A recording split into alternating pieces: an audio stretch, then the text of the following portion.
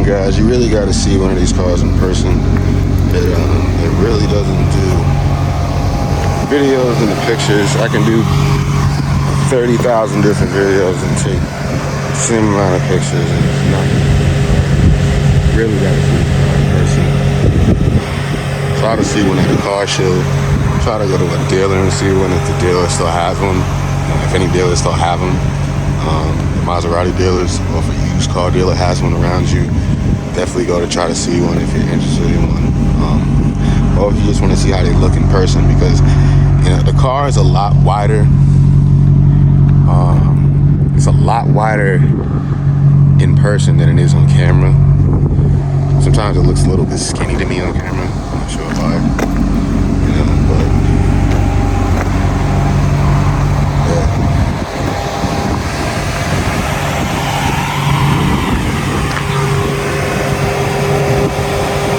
What's going on, guys? Welcome back to the channel. If you haven't already, hit the like, share, subscribe button, join the VSLT Club, turn on all post notifications for me by hitting the notification bell, and all.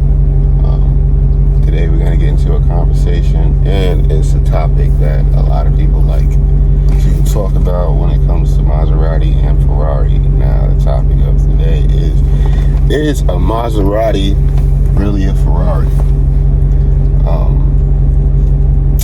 I think this is an interesting topic. I haven't really seen people talk too much about it. I'm gonna get into a few points as to why I tend to lean on the side of the Ferraris. I mean, for Maseratis that got reintroduced into America really are Ferraris, and I will get into kind of why I swayed this way, what made me sway this way, and I want you guys to tell me what you think after I put a few points out there as to why I think this era of Maserati really is a Ferrari. Okay, now my first real reason is because Maserati was owned by Ferrari at this point. I mean, it was owned by Ferrari. The engines were designed by Ferrari with a Maserati badge. Okay. Now, why did they do this? Do I think? Now, some people will say, "Oh, well, Maserati still had, control and build over their engines and all of this." But like a lot of people like to point out, the block in the engine is the same. I've seen some people say that they've interchanged parts from their Ferrari to their Maserati, or not interchanged parts, but bought parts from certain parts, not a lot of them. Okay, it's not a lot. It's like one or two things that I've seen personally that people have bought that were a Maserati part that went on a Ferrari. Okay, so okay. Now, are the engines really Maserati engines that were built? See, even the way that you would have to say it, right, it still ends up kind of being a Ferrari engine, because if Ferrari owns the company, if Ferrari designs the block, okay, then what did they do? They gave him the block and said to design the rest of the engine, essentially, right? So you designed it around the Ferrari block. Now, okay, let's go to any other car brand. Okay, let's go to Lamborghini. Okay, let's just go to Lamborghini. Is a Lamborghini really an Audi? Okay, if the last real V12, okay, that was touched by I forgot the guy who created the V12 engine, who engineered that engine, put it in the comment section. If that last V12 was put in the Murcielago, okay, this is the whole big thing with the Murcielago, right? If the last true Lamborghini V12 was put in the Murcielago, what is in the Aventador? What is in the Revuelto? Okay, there's a video circulating online, okay, and that's also kind of what sparked this video. Somebody put the Lamborghini Urus on the lift, okay, and going underneath the chassis on the car and finding Audi stamped parts on the Urus. Now, does that make the Lamborghini Urus an Audi? I mean, I don't know,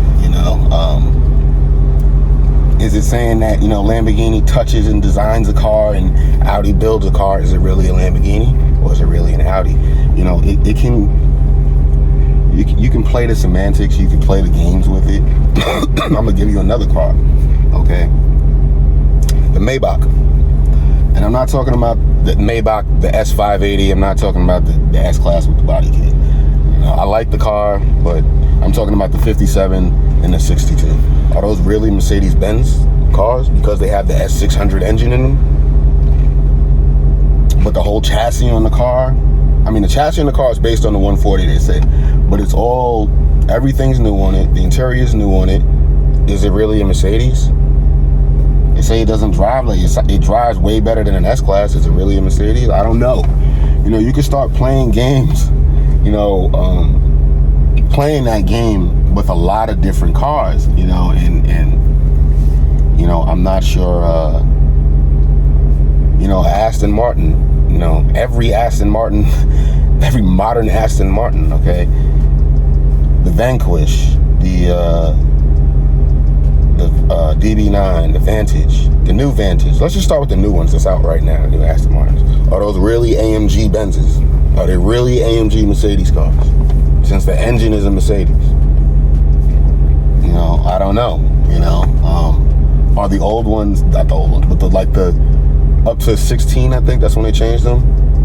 Are those really Fords? You know, it can get weird when you start saying that. Now, here's why I will say a Maserati, these era Maseratis really kind of are Ferraris, is because Ferrari owned Maserati, okay? And the cars that were produced by Maserati during this time, if you look, a lot of them were test cars, test shapes, okay, that Ferrari wanted to see if they could sell.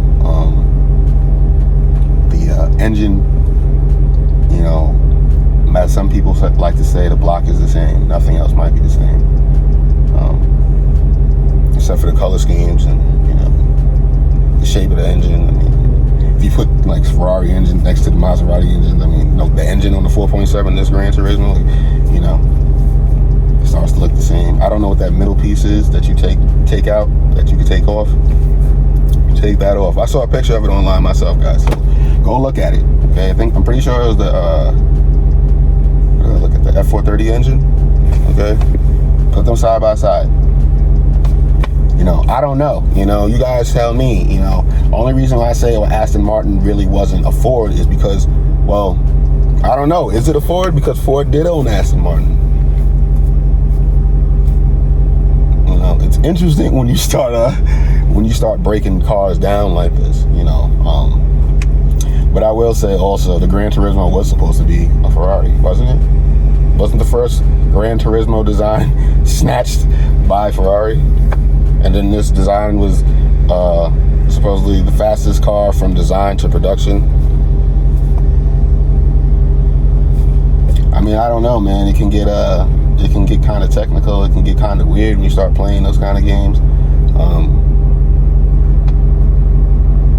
You know, I will say that the Gran Turismo, the Quattroporte, when Ferrari owned them, I do think they were technically really were Ferraris. And that's not just because, I always thought that before I owned the Maserati. Because the Maseratis, like, the Maseratis of this era, okay, and the previous eras are a lot different. I'm not just talking about the 90s. We're talking about 70s, okay, 60s, you know, a lot of the 60s Ferraris, 60s Maseratis, 70s Maseratis, they look very similar, Ferrari-ish, you know, not now really, well, yeah, I guess you could say up until really, like the 3500 GT looks Ferrari-ish to me, Sebring looks Ferrari-ish to me. You know, a lot of those cars back then had similar shapes. A lot of those Italian cars, similar shapes, a lot of chrome.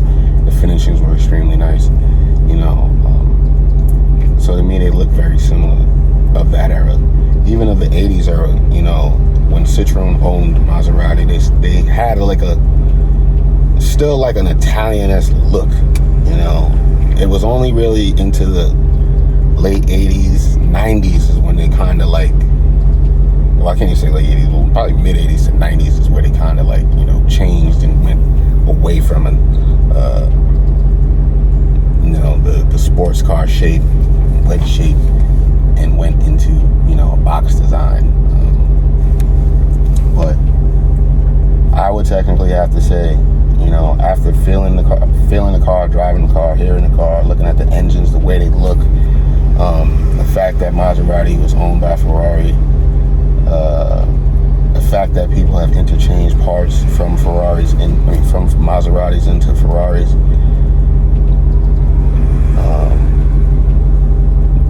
you know, there's just a lot of similarities between these cars, you know, and there is. The fact that the first Gran Turismo design was snatched, the fact that the Roan was supposed to be a Gran Turismo, you know, that's where I'm like, Maserati of this era kind of is, you know, Ferrari, you know, the luxury side of Ferrari, grand touring side of Ferrari, you know, more so where they could test the vehicle, you know, and it won't hurt Ferrari to hurt Ferrari's brand if the car doesn't really work well, it's not received well, you know, things of that nature. You know, now I don't think a lot of these other car brands, they don't, well, I can't say a lot of them. I'm not sure about the Aston Martin. You guys can tell me. I think Aston Martin is also, their parts are interchangeable with Jaguars. I don't know about, you know, the eras that I'm talking about, but I know like the 2000 ones, they say, you know, a lot of those parts are, you know, early 2000s, very early, late 90s ones. The ones that weren't in James Bond, the DB7, that era, supposedly those parts are interchangeable with Jaguar, you know. But you guys tell me, do you think a Maserati really is a Ferrari of this era, of say when they got reintroduced, okay, into the US? So I'm guessing that's 07, maybe 05, 04 when the Maserati Coupe, the Spider, came out. Yeah, I'm pretty sure. In the first quadruport, the V. You know, so I think what hurt those cars is really the Cambria Corsa. I think that's what hurt, you know, that car. Had it came out with the automatic and the Tiptronic like this, out the box from the gate, I think that car, the quadruport, they would have hit way better, you know, than I do. But tell me what you guys think in the comment section. Do you think a Maserati, for all of the reasons that I listed, in terms of it being, okay, let's go through it again, the same looking engine, okay, not just the same block, okay, because if you go on to Google, okay, type in, just look at some of the Ferrari engines from this era, okay, and then look at the Maserati, the 4.7, look at the 4.3, look at the quadruport, the engines, the Gran Turismo engines, and just look at them side by side and tell me, you know, if they look similar or not. Tell me the colors on them are similar or not, you know. I mean, it's a little bit more than the block. You know, these aren't maybe, you know, large points that I'm making, but there are some points. The fact that the engines look the same, but one's a cross crank, one's a flat plane crank. And this is also, to me, what allowed Ferrari to build this engine was having Maserati, right? Having Maserati allowed them to build an engine that sounded more muscle cars, more of an grumble sound, you know, not such a high pitched sound, you know. So it allowed them to build that engine, put it in something else to see if it worked. And if it didn't work, it didn't affect Ferrari, okay, the brand. It would only affect the brand at the car that engine was in, Maserati. Now,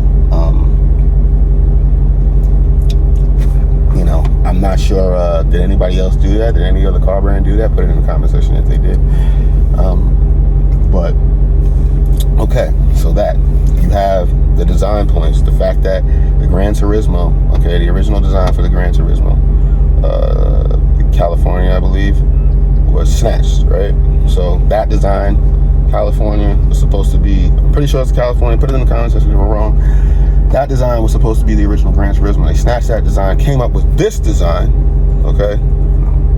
And this design went from design to production. I forgot how fast, but I think it's the fastest car to reach from design to production, the fastest time. So